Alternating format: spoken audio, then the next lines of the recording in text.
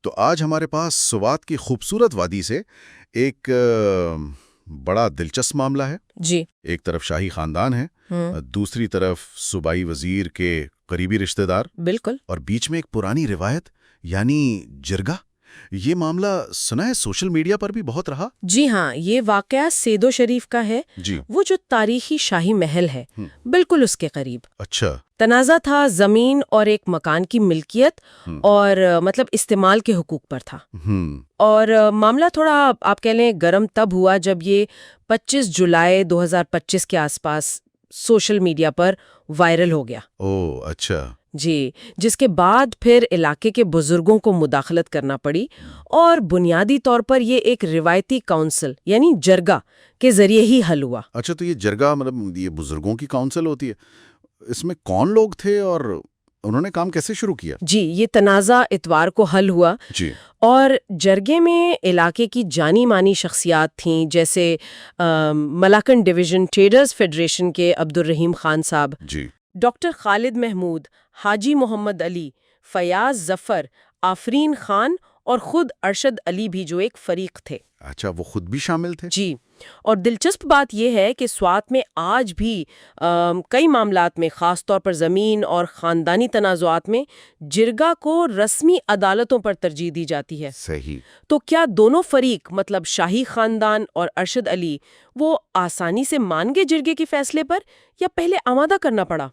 دیکھیے، جرگہ اراکین نے پہلے تو دونوں فریقین سے رابطہ کیا، جی، انہیں بات چیت پر آمادہ کیا۔ ٹھیک۔ اور اہم بات یہ ہے کہ شہزادی زیب النساء جو سوات شاہی خاندان کی رکن ہیں اور ارشد علی جو صوبائی وزیر فضل حکیم خان کے برادر نسبتی ہیں، جی ہاں، دونوں نے باہمی رضامندی سے جرگے کو تحریری اختیار دیا کہ وہ جو بھی فیصلہ کریں گے وہ حتمی ہوگا۔ اچھا، مطلب پہلے ہی اختیار دے دیا۔ بالکل، یہ خود ظاہر کرتا ہے کہ اس نظام پر وہاں کتنا اعتماد ہے۔ صحیح۔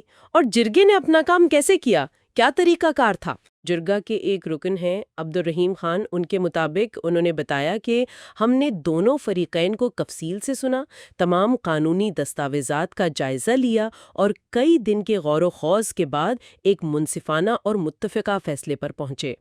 مطلب پوری چھان بین کی گئی ہے۔ جی بالکل۔ تو اصل مسئلہ کیا تھا؟ مطلب دونوں فریقین کا موقف کیا تھا؟ اختلاف کہاں تھا؟ دیکھیں، شہزادی زیب النساء کا کہنا تھا کہ انہیں فضل حکیم خان کی جانب سے شازیم اور مرحومہ بیگم صاحبہ کی سابقہ ملکیت والی جائیداد کی قانونی خریداری پر یا وہاں گھر بنانے پر کوئی اعتراض نہیں۔ اچھا۔ اور انہوں نے وہ جو جنوبی یعنی پرائیویٹ راستہ ہے اس کے استعمال کو بھی قبول کیا۔ لیکن پھر کوئی تو نقطہ تھا جس پر شدید اختلاف تھا۔ بالکل، اصل جو جھگڑا تھا وہ شاہی محل کے مرکزی دروازے کے استعمال پر تھا۔ شہزادی کا موقف تھا کہ یہ دروازہ استعمال نہیں کیا جا سکتا کیونکہ یہ ابھی تک شاہی خاندان کی مشترکہ وراثت ہے، مطلب غیر منقسم ہے۔ صحیح۔ تو یہ ان کے لیے ایک طرح سے وراثت اور تاریخ کا معاملہ تھا۔ سمجھ گیا۔ اور دوسری طرف ارشد علی، ان کا کیا کہنا تھا؟ ارشد علی کا موقف یہ تھا کہ چونکہ انہوں نے وہاں کافی سرمایہ کاری کی ہے تو انہیں محل کمپلیکس کا مرکزی دروازہ استعمال کرنے کا حق ملنا چاہیے۔ اچھا، تو ایک طرف وراثتی حق، دوسری طرف سرمایہ کاری کا دعویٰ۔ جی بالکل، یہاں سرمایہ کاری کے حقوق اور وراثتی ملکیت کے درمیان ایک ٹکراؤ نظر آتا ہے۔ یہ تو واقعی ایک پیچیدہ صورتحال بن گئی۔ تو جرگے نے اس کا حل کیسے نکالا؟ یہ مرکزی دروازے والا مسئلہ کیسے حل ہوا؟ دیکھیں، چونکہ زمین کا بڑا حصہ قانونی طور پر شاہی عرصہ میں ابھی تک تقسیم نہیں ہوا تھا، تو جرگے نے فیصلہ یہ دیا کہ ارشد علی نے جو حصہ خریدا ہے وہ شاہی خاندان کو واپس فروخت کریں گے۔ واپس؟ جی، اور اسی طرح ان کی والدہ یعنی فضل حکیم خان کی اہلیہ وہ بھی اپنا مکان شاہی خاندان کو فروخت کریں گی۔ اچھا۔ تو اس طرح ملکیت واپس شاہی خاندان کے پاس چلی جائے گی۔ کیا اس خرید و فروخت کی کچھ شرائط بھی طے ہوئیں، جیسے قیمت وغیرہ؟ جی ہاں، یہ بھی طے ہوا۔ زمین کی قیمت مقرر کی گئی 9,816 روپے فی مربع فٹ۔ ٹھیک ہے۔ اور جہاں تک مکان کا تعلق ہے اس کی حتمی قیمت کا تعین دونوں طرف سے نامزد کردہ انجینئرز اور ماہرین کریں گے۔ اچھا، یعنی کافی تفصیل سے معاملات طے کیے گئے. جی بالکل.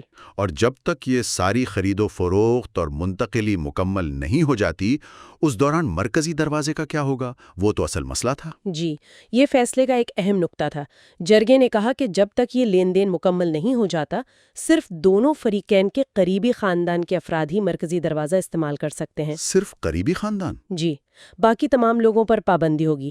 اور جرگے نے یہ بھی واضح کیا کہ یہ فیصلہ مقامی روایات، اسلامی اقدار اور بام احترام کو مد نظر رکھتے ہوئے کیا گیا ہے. اور سب سے اہم بات، کیا دونوں فریقین نے اس فیصلے کو تسلیم کیا؟ کوئی بعد میں اعتراض تو نہیں؟ نہیں، بالکل نہیں. دونوں فریقین نے تحریری طور پر یہ عہد کیا ہے کہ وہ اس فیصلے کو کسی بھی عدالت میں چیلنج نہیں کریں گے. واہ!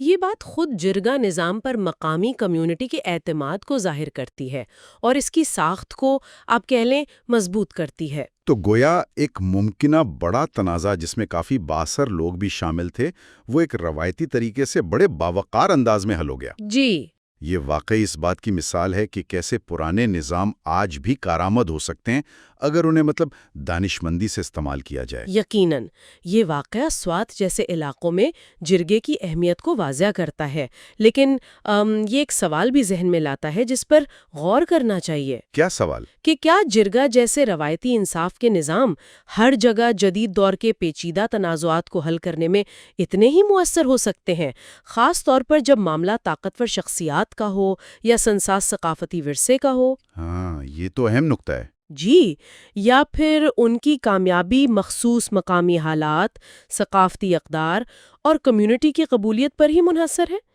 یہ میرے خیال میں سوچنے کی بات